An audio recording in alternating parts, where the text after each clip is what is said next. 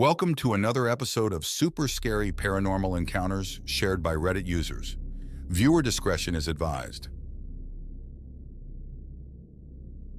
In high school, I was babysitting for a single mom and her two kids. It was the middle of winter, and when I arrived, it was already pitch black out, around like 6 p.m. She lived in a duplex. While I was standing in the living room with her and her girls talking about how the rest of the night would go, a little boy in full snow gear came in through her front door, stomped through the living room past us, and headed down the stairs to the basement. The mom never even looked at him or stopped talking. The girls didn't make any acknowledgement that they saw him. I was super weirded out, but I was also an extremely introverted teenager, so I didn't ask the mom what was up. Once the mom left, I asked the girls who the little boy was that came in, and they both had no idea what I was talking about. So I got brave and grabbed a broom and headed downstairs. It was a small, unfinished basement, one single room with no closets or anything.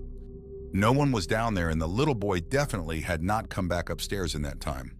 It was so weird, and the only time I have truly believed I experienced something paranormal. I normally scoff at ghost stories and stuff. I managed an internet cafe and comic shop located in a 150-year-old building. On this particular day, we had a group of people who wanted to continue gaming after hours, so we closed quite late. After finally getting all the customers out after midnight, I was doing some paperwork in the back office.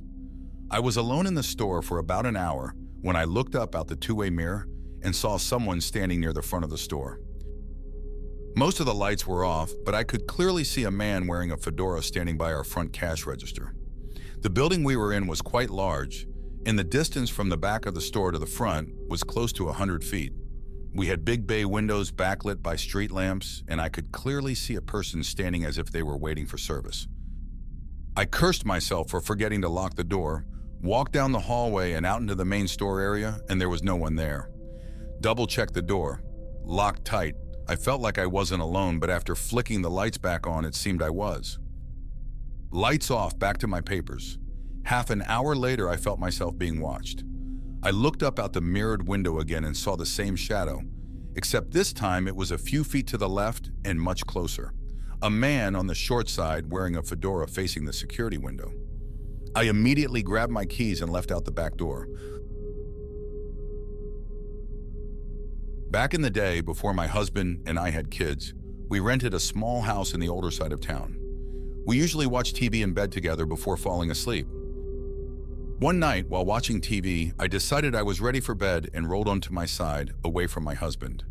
My husband got up to use the bathroom before settling down for bed. The remote to the TV was between us in the bed. When he came back to bed, he started looking for the remote, but couldn't find it. I got up and we tore the bed apart.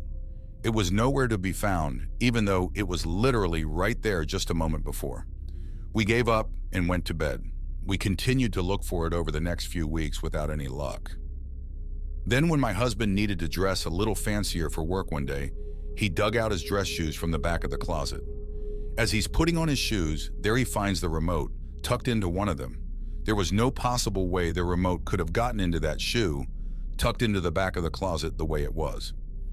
It is still a mystery to this day, and still gives me goosebumps when I think about it. If you enjoyed this video, don't forget to give it a thumbs up and subscribe to our channel for more eerie tales of mysterious disappearances, unsolved murders, intriguing Reddit stories, and much more.